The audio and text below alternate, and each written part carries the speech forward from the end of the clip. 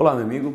Olá, minha amiga. Vamos agora começar o estudo acerca de um tema que está dentro da organização do Estado. Vamos ver um pouco das regras gerais e princípios relacionados à administração pública. Então veja bem, o tema que estamos estudando, ele está dentro do título 3, que trata da organização do Estado, certo? Que vai tratar de falar um pouco das características da União, Estados, Distrito Federal, municípios. É o título onde também nós encontramos os bens que pertencem aos entes federativos. É o título onde nós encontramos as competências materiais e legislativas que pertencem aos entes federativos. E lá no último capítulo, no capítulo 7, nós vamos encontrar disposições, regras gerais e princípios a respeito de toda a administração pública no país. Então, estas disposições aqui, que vão dos artigos 37 a 43 da Constituição Federal, elas vão trazer regras gerais, princípios basilares para toda a função administrativa pública no país inteiro, de todos os poderes e todos os níveis. Então, são disposições que se aplicam a toda a administração pública, não só à União. Não são disposições que se aplicam só ao poder executivo. Se aplicam a todos os poderes, certo? Em todos os níveis da federação, perfeito? Das diversas disposições que eu encontro aqui, nós temos regras gerais na seção 1, depois temos servidores públicos, depois nós vamos ter os militares dos estados e as regiões, enfim, são 4 seções dentro desses artigos. Delas, infelizmente, nós vamos abordar alguns tópicos da primeira seção e da segunda seção, ou seja, vamos ver assuntos que dizem respeito a disposições gerais, em especial os princípios, concurso, regra no concurso público, e regras que dizem respeito ou disciplina relacionada aos servidores públicos, notadamente os seus direitos, ok? Vamos começar então com a primeira seção desse capítulo 7, que vai trazer disposições gerais e que se inicia lá no artigo 37. O artigo 37 diz que são princípios da administração, então ali no artigo 37, na cabeça, no caput dele, você encontra alguns princípios. Princípios são a base, são as normas basilares de todo um sistema. São eles que formam os pilares onde vai ser construída toda a estrutura legal de um ramo do direito. Nesse caso, princípios relacionados à administração pública. No artigo 37 caput, nós temos 5 princípios expressos. Princípios que a Constituição fala e você vê, por isso princípios expressos. Além desses princípios, existem outros mais, espalhados pela Constituição Federal, decorrentes dos valores destes princípios e do regime que o Brasil adota, certo? Então, outros princípios implícitos, eles estão na Constituição Federal, certo? Mas estes aqui são explícitos. Você vê e a Constituição fala deles. E ela diz que são princípios que orientam toda a administração pública, direta e indireta no país, de todos os níveis e de quaisquer um dos poderes, dentre outros, o princípio da legalidade. O que o princípio da legalidade obriga? O que ele fala para o administrador? O princípio da legalidade diz ao administrador que ele só pode fazer aquilo que a lei prevê. Ora, o administrador público é como um advogado, certo? O advogado só exerce, só faz aquilo que o cliente autorizou ele a fazer no instrumento de procuração, no instrumento de mandato que é a procuração, certo? Aquele que ocupa um mandato, aquele que tem um cargo eletivo, ele também só faz aquilo que o dono do poder, a população, o autoriza. Só que o instrumento de mandato, certo, dos ocupantes de cargos eletivos é a lei. Então é na lei que o administrador encontra os limites da sua atuação. Por isso, quando a gente fala no princípio da legalidade, a gente diz que o administrador só pode fazer aquilo que a lei permite, deixa, autoriza. O princípio da legalidade, para os particulares, é diferente. O particular, eu, você, nós que não somos administração, podemos fazer tudo o que a lei não proíba, conforme dispõe o artigo 5º, inciso 2 da Constituição Federal. Mas a administração só pode fazer aquilo que a lei permite, ou seja, naquilo que a lei não permitir, não autorizar, o administrador não age. Perfeito? Então esse é o princípio da legalidade para a administração pública. O princípio da impessoalidade tem 2 aspectos. O princípio da legalidade, olhando para o administrador, vai dizer que ele deve atuar sempre, em primeiro lugar, perseguindo fins públicos, fins de interesse público. Onde eu encontro o interesse público evidenciado? Na lei. Então, o princípio da impessoalidade manda, em primeiro lugar, que o administrador, ao exercer a atividade pública, persiga fins de interesse público, aqueles que estão na lei, jamais interesses pessoais. Apesar de nós vivemos uma sociedade em que isso muitas vezes é confuso e turvo, ou seja, o administrador por vezes persegue interesses pessoais, por vezes interesses públicos, se omiscui ou mistura tudo. A ideia é que a impessoalidade obrigue ele a só perseguir interesses públicos. Ora, ele não está ingerindo interesses que são seus, então ele não pode fazer com que os seus interesses prevaleçam, certo? E ainda o princípio da impessoalidade diz que em toda a publicidade dos atos, das ações da administração, o administrador não pode fazer publicidade de si próprio, certo? Por quê? Porque, ora, não é ele com o dinheiro dele que está realizando a obra, é o poder público com o dinheiro público que está realizando. O administrador é um mero, entre aspas, empregado, certo?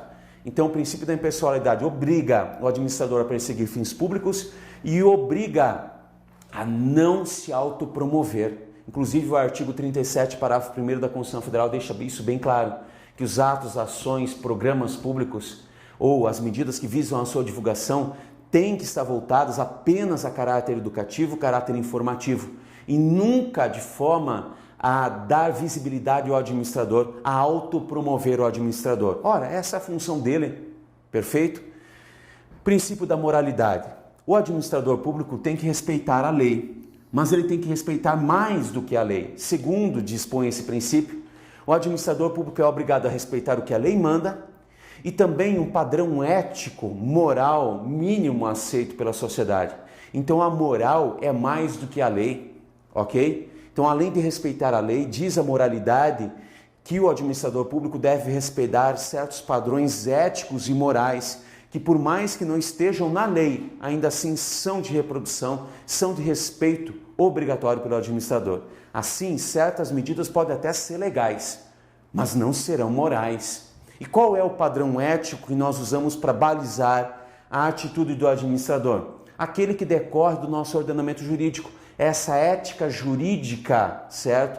Que decorre de todo o nosso direito que orienta o administrador público. Não é a ética do administrador, ok? Porque alguns administradores não têm ética ou a sua ética é deturpada, certo? Então não é a ética do administrador. A moralidade impõe que o administrador siga uma ética, um padrão moral que é decorrente de todo o nosso sistema jurídico e dele deflui. Perfeito? Ainda o princípio da publicidade também tem dois aspectos. O princípio da publicidade é, em primeiro lugar, e manda que os atos da administração sejam divulgados, publicizados, como uma forma de garantir a fiscalização pela administração, uma forma de garantir a transparência dos atos administrativos.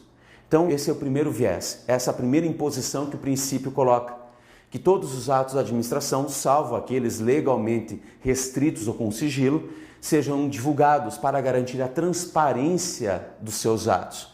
E ainda a publicidade em relação a alguns atos administrativos é condição de eficácia. Para que eles possam produzir efeitos em relação a algumas pessoas, elas precisam conhecer desses atos, por isso eles têm que ser publicizados. Então, publicidade é a condição de eficácia e a medida para tornar transparente a administração. E por fim, o princípio da eficiência, que só foi introduzido no artigo 37 caput pela emenda constitucional 19 de 98. Ele diz que toda administração deve trabalhar de forma célere e com qualidade. Então, quando o princípio da eficiência fala, ele está dizendo ao administrador, preste o serviço que você se comprometeu a prestar, certo? De forma mais célere possível, mas sempre com qualidade. Então, celeridade e qualidade igual eficiência. Perfeito? Então, esses são os princípios expressos da administração, que você pode lembrar pela associação mnemônica LIMPE. Lembre-se dessa palavra e você lembra dos princípios expressos da administração. Perfeito? Agora, passando para a análise alguns dos dispositivos do artigo 37, começando pelo artigo 37, inciso 1, que diz que o acesso a cargos, empregos e funções públicas, certo? Podem se dar a brasileiros e a estrangeiros nos termos da lei. Então, tanto brasileiros, natos ou naturalizados, quanto estrangeiros têm direito de acesso a cargos públicos, lembre-se disso. Só que para o estrangeiro ter direito de acesso a cargos, empregos e funções, só nos termos da lei. Então não é qualquer cargo, emprego ou função, não. Aqueles que a lei autorizar. Ainda assim, concorde, é possível que também o estrangeiro ocupe ou ascenda a um cargo, a um emprego ou a uma função pública. Isso é muito cobrado em concursos. E quando a questão está errada, é justamente porque diz que estrangeiro não pode ocupar cargo, emprego ou função. Pode, mas só aqueles que a lei determinar e estabelecer. Ainda nesse ponto, lembre-se que existem só alguns poucos cargos que são privativos de brasileiro nato. Salvo aqueles que são no artigo 12, parágrafo 3º, todos os demais cargos públicos podem ser acessados por brasileiros natos ou naturalizados, ok? Então, em princípio, os cargos públicos são de acesso a brasileiros e estrangeiros. Aos brasileiros natos se reservam-se apenas aqueles do artigo 12, parágrafo 3º como privativos deles. Os demais cargos públicos qualquer brasileiro pode acessar, ok? E vai acessar aos cargos e empregos somente mediante concurso público. O princípio do concurso público é um princípio que traz objetividade, que traz segurança, que traz equidade na seleção de pessoas que queiram trabalhar para a administração, ok? A Constituição, no artigo 37, inciso 2, vai nos dizer que o acesso a cargos e empregos públicos depende da aprovação em concurso público de provas ou de provas e títulos, salvo em relação aos cargos em comissão, cujo acesso é livre, ou seja, a nomeação e a exoneração são de livre escolha do chefe do executivo, do chefe da administração, ok? Então, como regra, cargos e empregos públicos, para que você acesse a ele por meio dos concursos públicos de provas ou provas e títulos. Aí vai depender da complexidade e do nível de cada cargo. Lembrando que os cargos em comissão são acessados por pessoas que não fazem ou não precisam fazer concurso público para ascender a eles, ok? E dos cargos em comissão já falaremos agora. Os cargos em comissão e as funções de confiança se destinam, isso em primeiro lugar, às atribuições de chefia, direção e assessoramento. Criação de cargo em comissão ou função de confiança que não seja para exercer essas atribuições de direção, chefia e assessoramento é inconstitucional, ok? Agora, segundo a Constituição Federal, os cargos em comissão são providos, são ocupados, em primeiro lugar, por pessoas que já são servidores públicos, que ocupam cargos para os quais já fizeram concurso. Mas a Constituição permite que uma parcela dos cargos em comissão possa ser ocupada porque não faz parte dos quadros, certo? Por pessoas que não fizeram concurso. Agora, qual percentual deverá ser ocupado por quem já é servidor e qual percentual pode ser ocupado por quem não é servidor, fica a cargo da lei de cada ente federativo. A Constituição só obriga que uma parcela tem que ser ocupada por servidores que já são pertencentes ao quadro. Outra parcela, no entanto, pode provir de pessoas que não fizeram concurso, não pertencem aos quadros. Então, as funções de confiança só serão ocupadas por servidores que já pertencem aos quadros, ok? Então, lembre dessa diferença em relação aos cargos em comissão. Funções de confiança só podem ser ocupadas por quem já pertence aos quadros, por quem já é servidor. Mas ambos, cargos em comissão e funções de confiança, só podem ser criados para as funções de direção, chefia e assessoramento. Perfeito?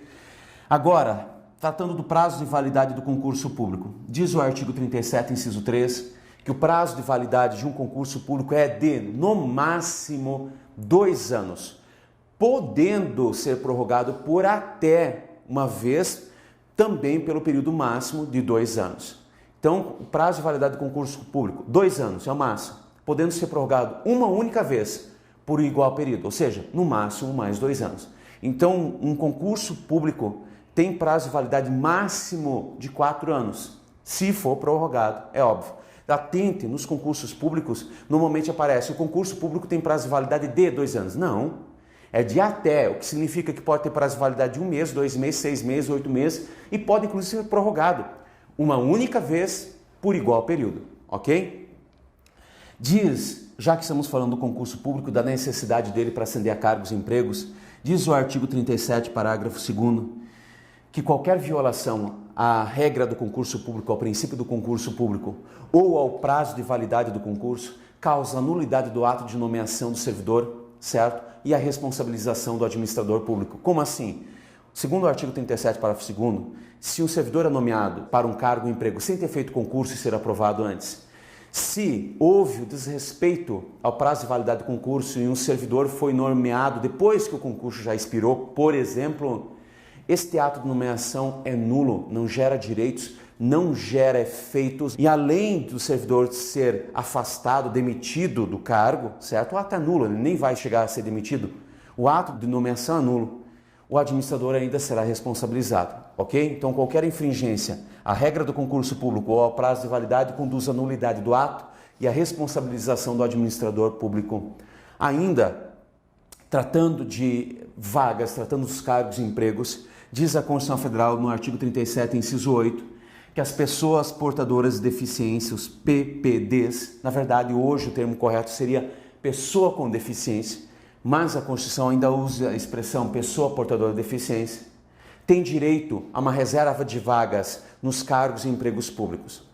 A Constituição obriga os entes federativos a reservar um percentual dessas vagas, mas ela não diz quanto destas vagas, então ela deixa aberto ao administrador público, certo? A cada ente federativo, disciplinar por meio de lei qual o percentual, perfeito? No âmbito federal, 20% no máximo, 5% no mínimo. Mas cada ente federativo disciplina. O que não pode deixar de fazer é deixar de reservar vagas nos concursos para provimento dos cargos e empregos públicos, para aqueles cargos e empregos, é óbvio, cuja deficiência não o atrapalhe ou não seja um impeditivo para o exercício do cargo.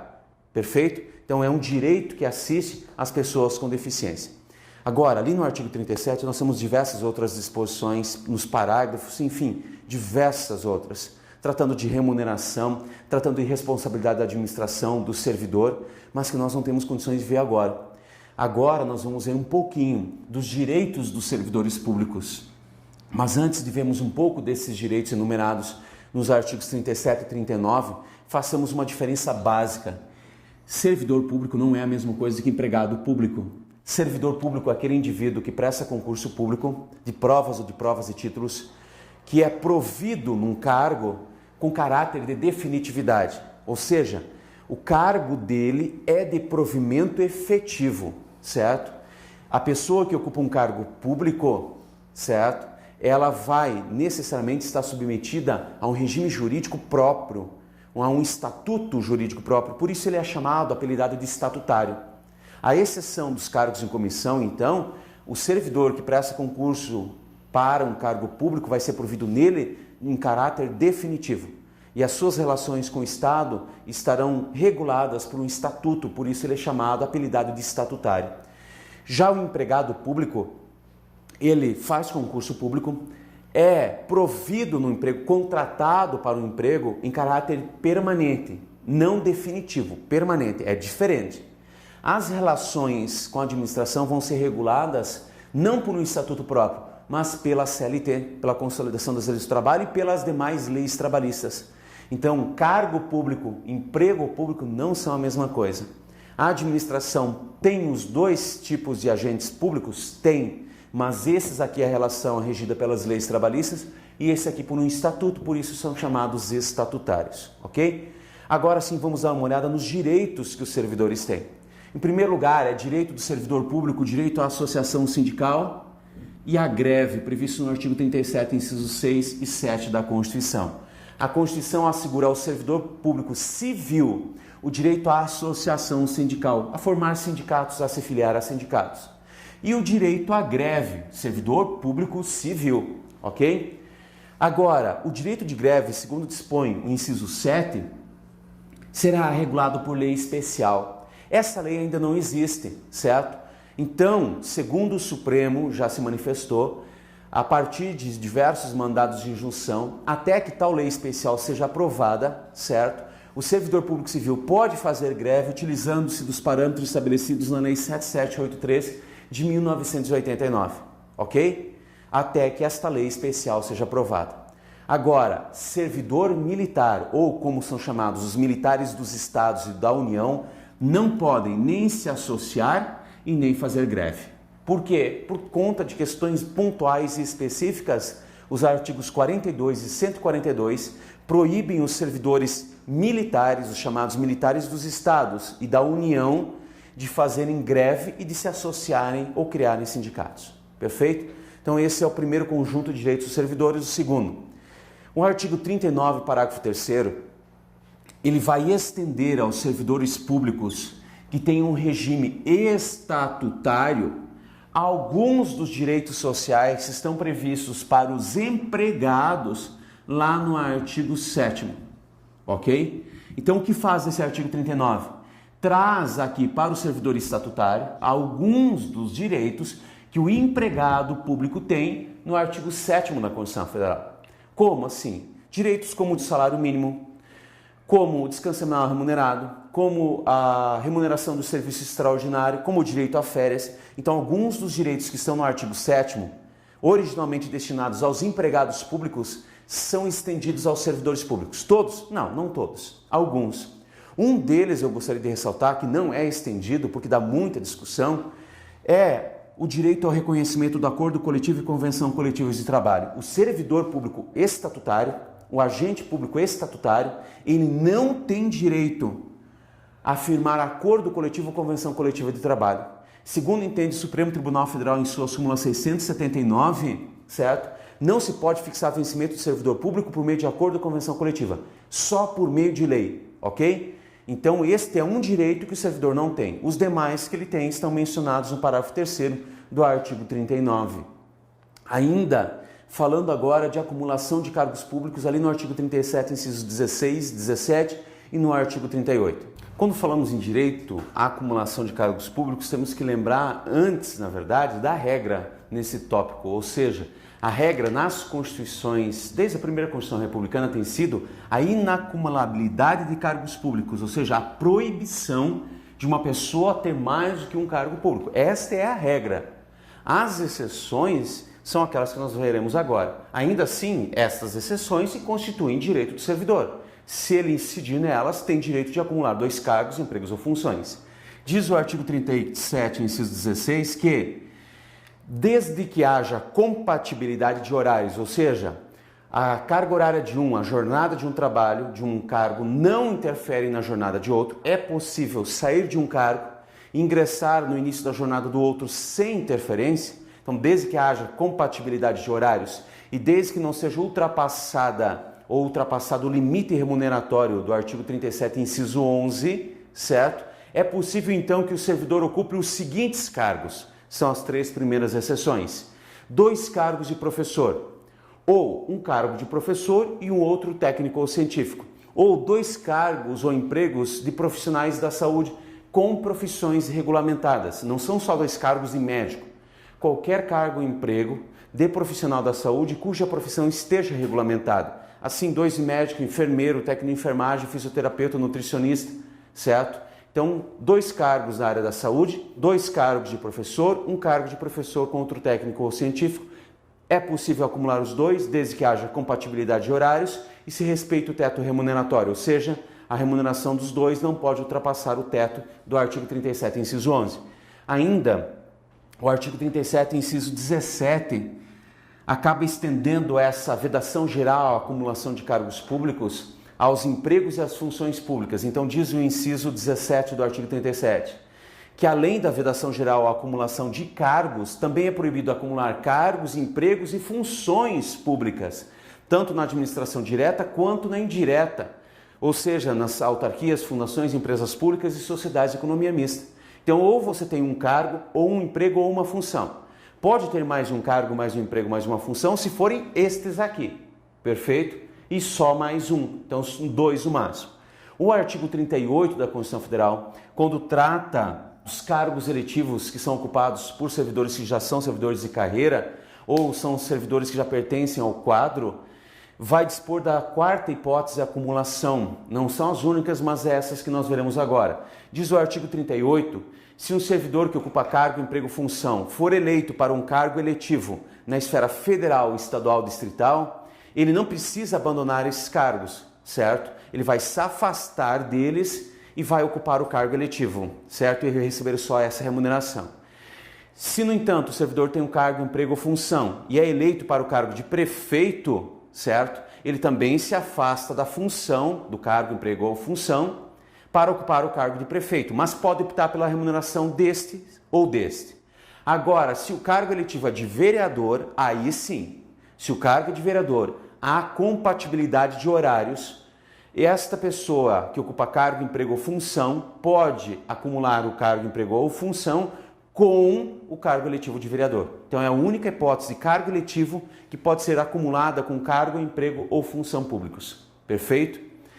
Agora, saindo do direito à acumulação, vamos à estabilidade, que é um dos direitos mais buscados por aqueles que fazem concurso público, além da remuneração, ok? A estabilidade, em palavras bem simples, é o direito de não ser demitido sem justa causa, ok? O servidor que adquirir estabilidade só pode ser demitido, entre aspas, com justa causa. Então esse é o direito basicamente que decorre da estabilidade. Só tem direito a adquirir a estabilidade os servidores públicos que fazem concurso e são providos em cargos de provimento efetivo, cargos em comissão, funções temporárias, empregos públicos. Todos os ocupantes dessas atribuições não adquirem estabilidade. Estabilidade é só para quem tem cargo público de provimento efetivo.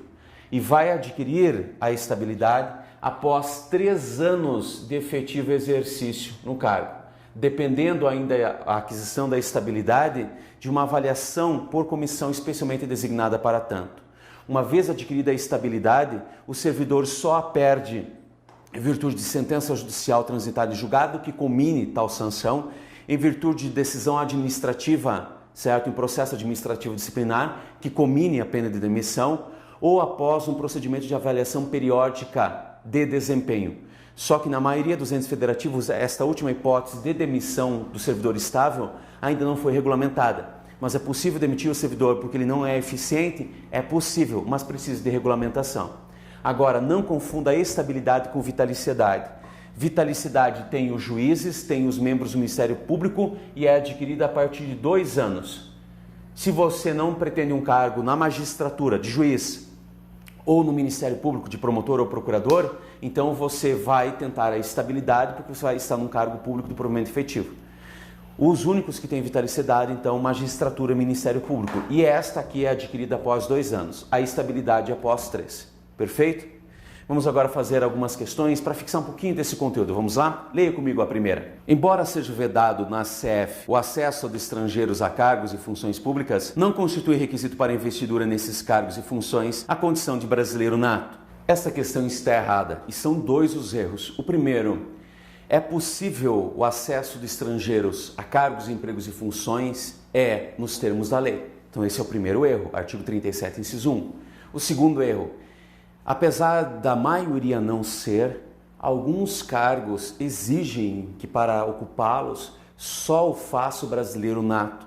Então o brasileiro nato pode ocupar alguns cargos que são só dele. São poucos, é verdade, mas o fato é que existem cargos públicos os quais só podem ser ocupados por brasileiros natos, aqueles do artigo 12, parágrafo 3º. Então são 2 esses erros, anote o artigo 37, inciso 1, artigo 12, parágrafo 3º da Constituição. Próxima questão. Os princípios constitucionais da legalidade, impessoalidade, moralidade, publicidade e eficiência devem ser obedecidos pela administração pública. Letra A. Direta e indireta de qualquer dos poderes da União, mas não dos estados e dos municípios, que poderão dispor sobre a matéria diferentemente. Letra B. Direta e indireta do Poder Executivo da União, dos estados, Distrito Federal e dos municípios, não se aplicando todavia aos poderes legislativo e judiciário. Letra C. Direta, mas não pela indireta, de qualquer dos poderes da União, dos estados, do Distrito Federal e dos municípios. Letra D, direta e indireta, de qualquer dos poderes da União, dos estados, do Distrito Federal e dos municípios. Letra E, indireta, mas não pela direta, de qualquer dos poderes da União, estados, Distrito Federal e dos municípios. A opção correta nessa questão é a letra D, e explicando ela, explicamos por que as demais estão erradas. O artigo 37, caput da Constituição, que você vai anotar aí, diz que são princípios que regem toda a administração pública, direta e indireta, de todos os poderes, ou seja, judiciário, legislativo e executivo, certo? De todas as esferas, União, Estados, Distrito Federal e municípios. Então, são princípios que orientam toda a administração pública no país inteiro, a legalidade, a impessoalidade, a moralidade, a publicidade e a eficiência. Então, letra D é a resposta correta, Artigo 37 caput é o fundamento. Agora, faça todas as questões que você aí dispuser contigo, anote o fundamento para no dia da prova ou momentos antes poder revisar o conteúdo e muito boa sorte.